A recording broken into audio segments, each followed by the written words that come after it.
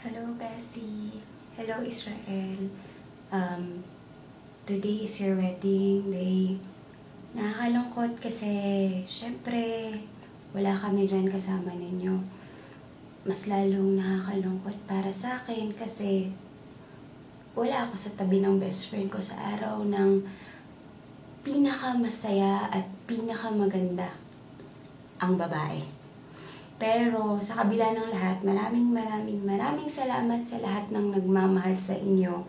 Lalong-lalo na sa best friend ko na nakisali sa inyo ngayon dyan sa special day nyo.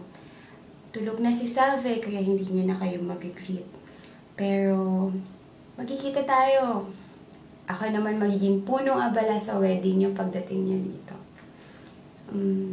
Israel, siguro gusto ko lang mahalin mo si Bessie ko ng nararapat para sa isang babae. Treat her as if she is the best woman in the world. Wala namang nagsabi na perfect ang relationship eh. Siguro darating din yung time na magkakaroon ng hardships pero natural lang yun.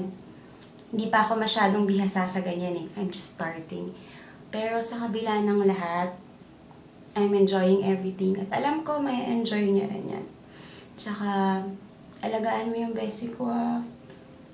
Masyado siyang nagtatagal dyan. Lalo ko siyang namimiss araw-araw. Ano pa ba?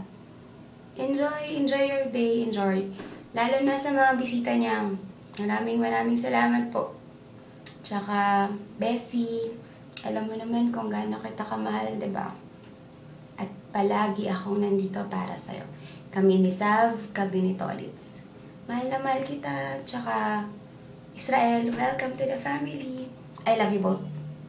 Bye-bye!